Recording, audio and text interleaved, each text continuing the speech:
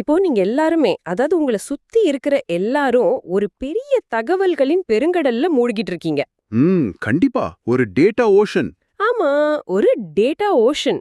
ஒவ்வொரு வினாடியும் உலகத்துல ஏதோ ஒரு மூலையில நடக்கிற செய்திகள் உங்க போன்ல நோட்டிபிகேஷனா விழுந்துட்டே இருக்கு. கரெக்ட். எல்லாத்தையும் தெரிஞ்சுக்கணும், அப்டேட்டடா இருக்கணும்னு ஒரு தீராத பசி உங்களுக்குள்ள இருக்கலாம்.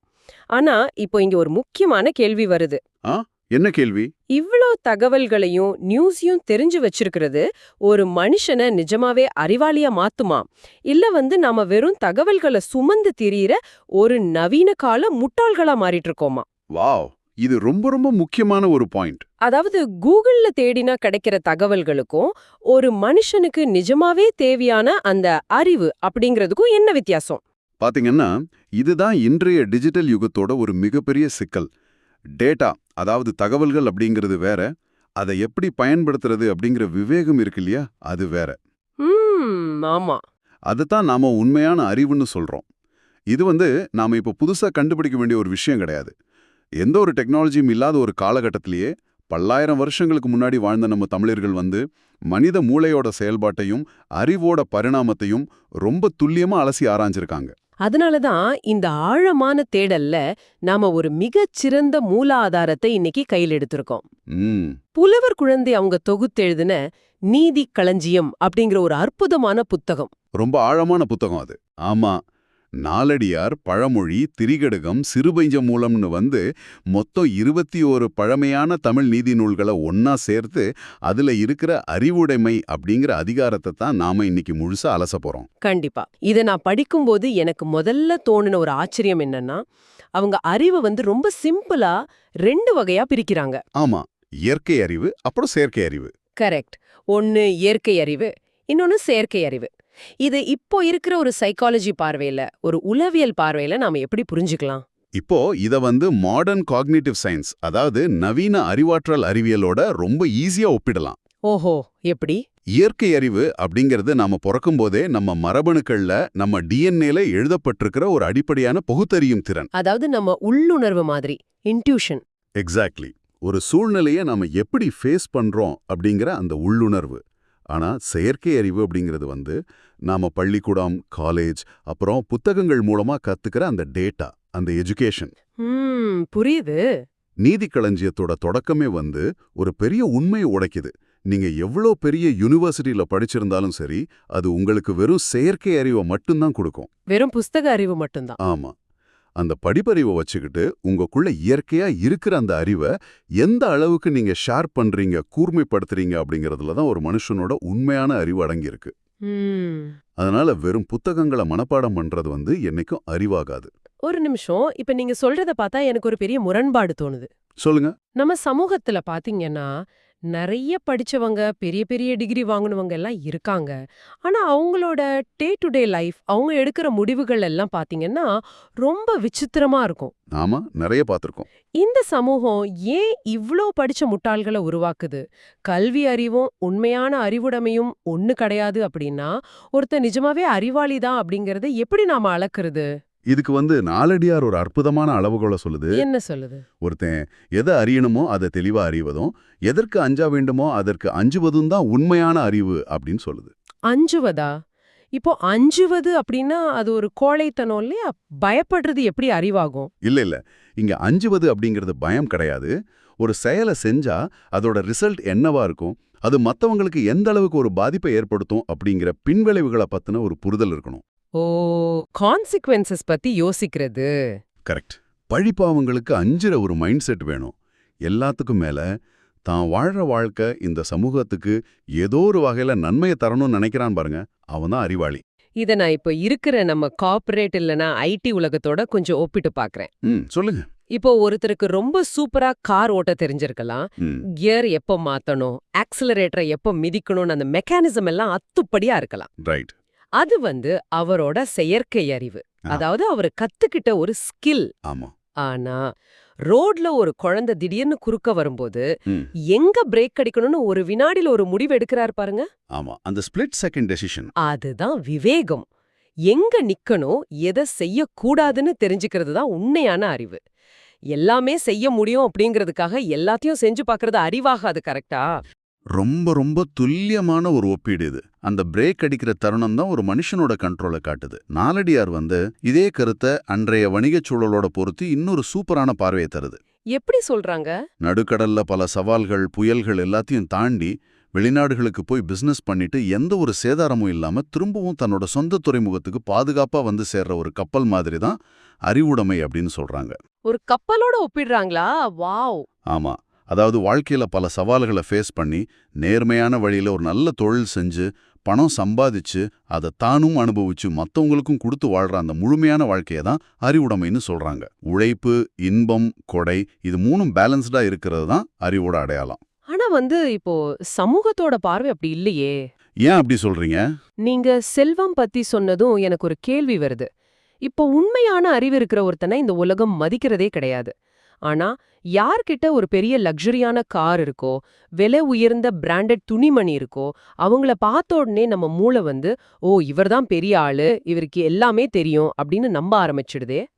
ஆனா அறிவுடைமை தான் ஒரு மனுஷனை அளக்கிற கருவி அப்படின்னா ஏன் நாம பணக்காரங்களை பார்த்து இவ்ளோ சீக்கிரம் மயங்கிடுறோம்? இதுக்கு காரணம் நம்ம மூளையோட ஒரு சைக்கலாஜிக்கல் வீக்னஸ். அதாவது நம்ம மூளை எப்பவுமே ரொம்ப ஈஸியான முடிவுகளை தான் தேடும். காக்னிட்டிவ் ஷார்ட்கட்ஸ்னு சொல்லுவோம்ல, அதுதான். ஆமா, ஷார்ட்கட் தேடும். ஒரு மனுஷனோட அழிவை எடை போடணும்னா அவன் கூட நம்ம நிறைய நேரம் செலவழிக்கணும், உட்கார்ந்து விவாதிக்கணும். அது கொஞ்சம் கஷ்டமான வேலை, டைம் எடுக்கும். கரெக்ட். ஆனா ஒரு விலை உயர்ந்த காரோ இல்ல கையில கட்டின ஒரு ரோலெக்ஸ் வாட்சோ உடனே நம்ம கண்ணுக்கு தெரியற ஒரு சிம்பிள். இதத்தான் பல்லாயிரம் வருஷங்களுக்கு முன்னாடியே பழமொழி நானூறு ரொம்ப அழகா காட்சிப்படுத்துது. என்னன்னு சொல்லுது? நீங்க எவ்வளோதான் விலை உயர்ந்த தங்கம், வைரம், ரத்தினம்னு நகைகள் வச்சிருந்தாலும் அதை நீங்க எப்படி போடுவீங்க? எப்படி போடுவான்? துணிக்கு மேலதான் போடுவான். அதுதான், நீங்க போட்டிருக்க ஆடைக்கு மேலதானே அதை அணிய முடியும். ஆமா, ஆடை இல்லாம நகைகளை போட்டா அது ரொம்ப அபத்தமா இருக்கும். சரியா சொன்னீங்க. அது போலத்தான் ஒரு மனுஷனுக்கு அறிவு அப்படிங்கிற ஒரு அடிப்படையான ஆடை இல்ல அப்படின்னா அவங்கிட்ட இருக்கிற செல்வம், அவனோட பதவி, அதிகாரம் எல்லாமே வேஸ்ட். வாவ், இது நிஜமாவே ஒரு ஆஹா மொமெண்ட். அந்த செல்வம் ஒருபோதும் அவனுக்கு உண்மையான பெருமையை தராது. அறிவில்லாத ஒருத்தங்கிட்ட சேர்ற செல்வம் அப்படிங்கிறது எந்த துணியும் போடாத ஒருத்தன் கழுத்து நிறைய நகைகளை போட்டுக்கிட்டு பெருமைப்படுறதுக்கு சமம்னு சொல்றாங்க. அலங்கார பொருளாகவும் பிரிச்சு பாக்குறது ஒரு சூப்பரான லாஜிக். இதை தொடர்ந்து இன்னொரு ஆழமான கருத்தும் அந்த பழமொழியில இருக்கு.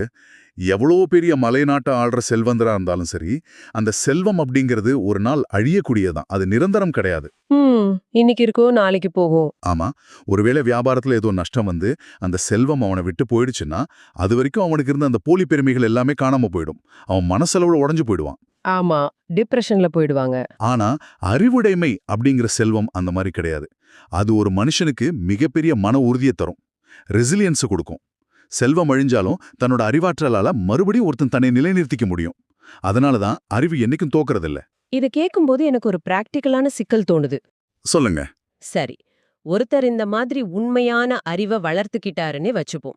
ஆனா அவரை சுத்தியும் எப்பவுமே முட்டாள்களும் எந்த புரிதலும் இல்லாத ஆட்களும் மட்டுமே இருந்தா அவர் என்ன பண்றது?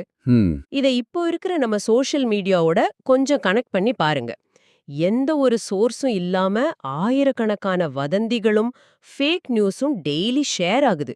இந்த இரைச்சலுக்கு நடுவுல உண்மையான அறிவிருக்கிற ஒரு எக்ஸ்பர்ட்டோட குரல் காணாம போயிடாதா? காணாம போகாது அப்படிங்கிறது தான் பழமொழி நானூறு தர்ற ஒரு பெரிய கேரண்டி. முட்டாள்களோட கூட்டத்தை பார்த்து நாம எப்பவுமே பயப்பட தேவையில்ல. இப்போ இரவு நேரத்துல வானத்தை அண்ணாந்து பாருங்க.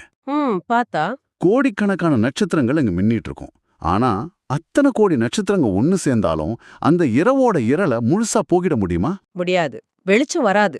ஆனா தனியா வர்ற ஒரு நிலா அந்த ஒட்டுமொத்த இருளையும் விரட்டிட்டு வெளிச்சத்தை கொடுத்துடுது இல்லையா? அதுபோலதான் அறிவில்லாதவங்க 1000 பேர் ஒன்னு கூடி நின்னாலும் உண்மையான அறிவுடைய ஒருத்தனுக்கு அவங்க என்னைக்கு ஈடாக மாட்டாங்க. இல்ல, இங்க நான் ஒரு மாற்று கருத்தை வைக்க விரும்புறேன். சொல்லுங்க. நட்சத்திரங்கள் இருள போக்காதுங்கிறது சரி. ஆனா ஒரு ஃபேக் நியூஸ் ஆயிரக்கணக்கான பேரால ஃபார்வர்ட் செய்யப்படும் போது ஒரு உண்மையை விட அந்த பொய்க்கு பவர் அதிகமா இருக்கே, உண்மை கொஞ்சம் பலவீனமா தெரியலையா? அது ஒரு தற்காலிகமான தோற்றம் மட்டும்தான். அந்த பழமொழி நூல்லையே இதுக்கு இன்னொரு ஸ்ட்ராங்கான பதிலும் இருக்கு.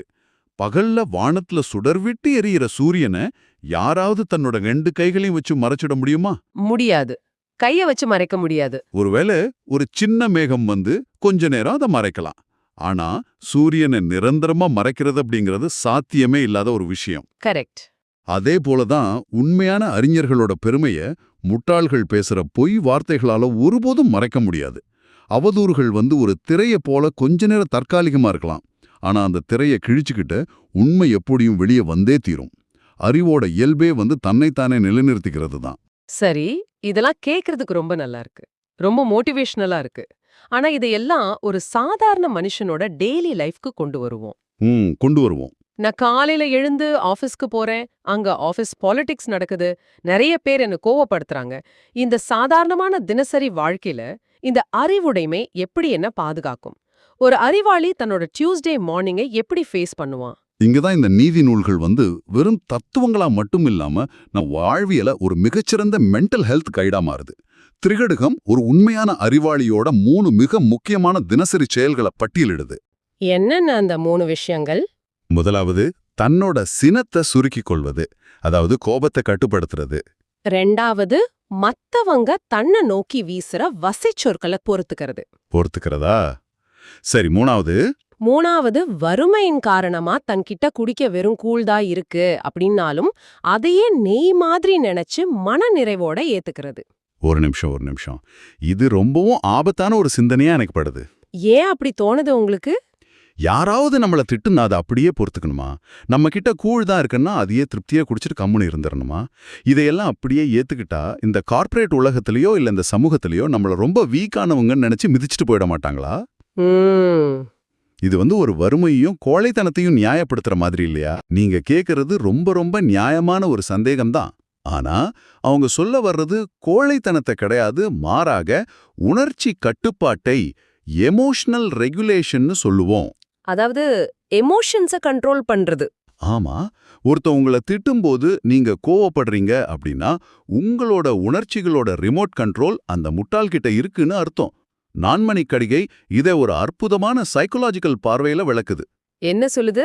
ஒரு பயங்கரமான சுழல் காற்று வீசுதுன்னு வச்சுப்போம். அந்த சுழல் காற்று எதை அடிச்சிட்டு போகும்? தரையில கிடக்கிற ஒரு சின்ன துரும்ப ரொம்ப ஈஸியா தூக்கி வீசிடும். ஆமா, துரும்பு பறந்துடும். ஆனா அங்கே இருக்கிற ஒரு கல் தூணை, ஒரு கற்றூணை அதனால அசைக்க முடியுமா? முடியாது இல்லையா? அதாவது கல் தூணுக்கு காற்று வீசுறது தெரியும், ஆனா அது அசைந்து கொடுக்காதுன்னு சொல்றீங்க. மிகச்சரியா புடிச்சிங்க. மத்தவங்களோட வசை சொற்களும் இந்த சமூகத்தோட எதிர்பார்ப்புகளும் ஒரு சுழல் காற்று மாதிரி தான் உங்களை தாக்கும்.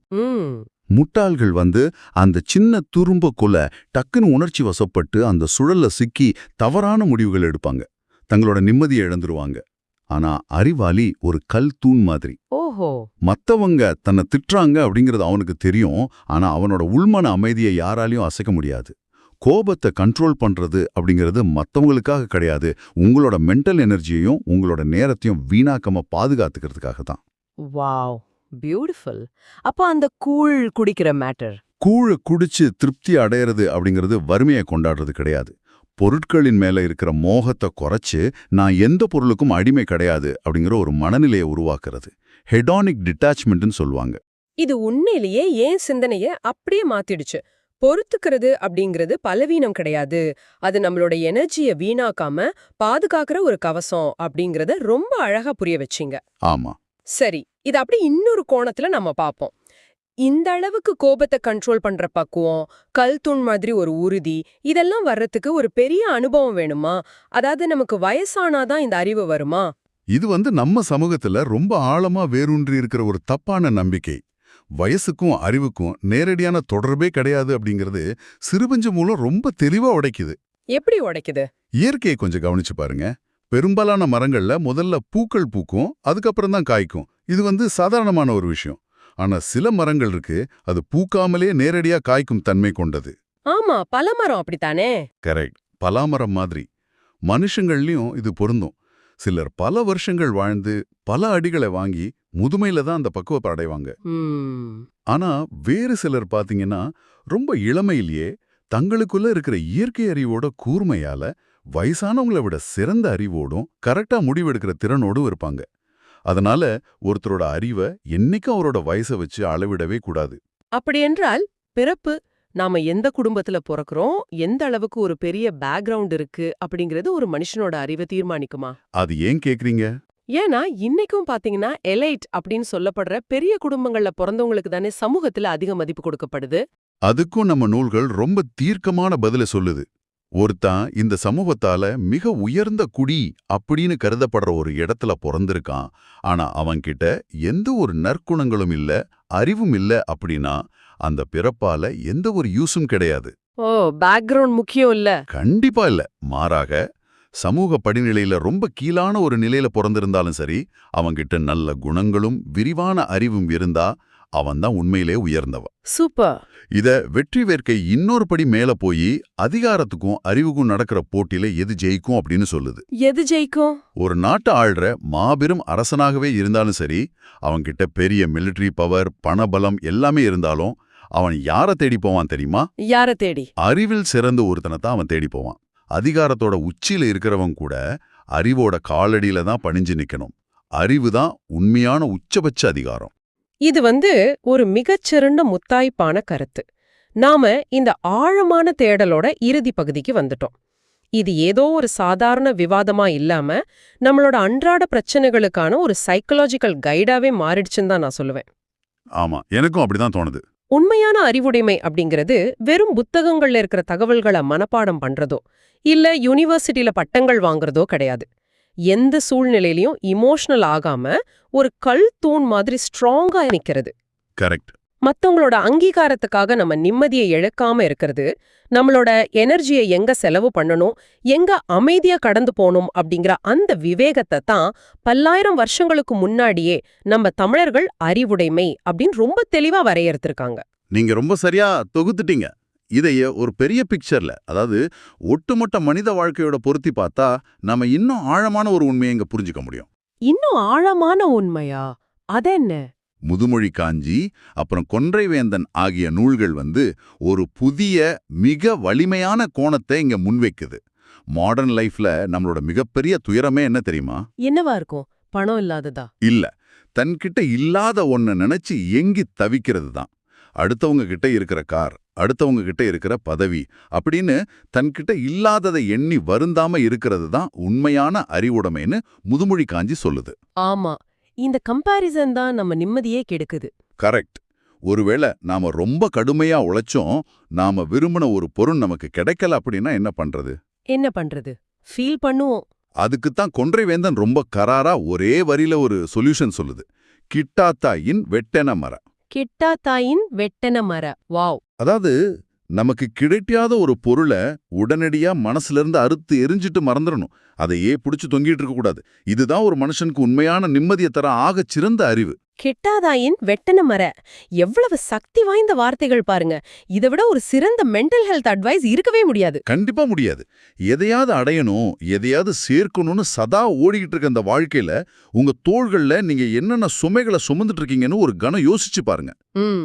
நமக்கு தேவையற்ற தகவல்கள், கிடைக்காத பொருட்கள் மேல இருக்கிற இயக்கங்கள், நம்மள மதிக்காதவங்க மேல இருக்கிற கோபம் அப்படின்னு எல்லாத்தையும் நம்ம சுமந்துட்டு இருக்கோம். ஆனா இந்த தேடல் நமக்கு உணர்த்துறது என்னன்னா, வாழ்க்கையில எதை தெரிஞ்சுக்கணுங்கிறத விட எதை விட்டு விடணும், எதை மறக்கணும்னு தெரிஞ்சுக்கிறதா உண்மையான அறிவு. அதான் உண்மை. நாம தேடி ஓடுற அந்த அமைதி எதையாவது புதுசா அடையறதுல கிடையாது, தேவையில்லாததை விட்டு விடுறதுல தான் மறைஞ்சிருக்கு. இப்ப சொல்லுங்க, உங்களுக்கு தேவையில்லாத சுமை எது? நீங்களே கொஞ்சம் சிந்திச்சு பாருங்க. மீண்டும் இதே மாதிரி ஒரு சுவாரஸ்யமான ஆழமான தேடலோடு உங்களை சந்திக்கிறோம்.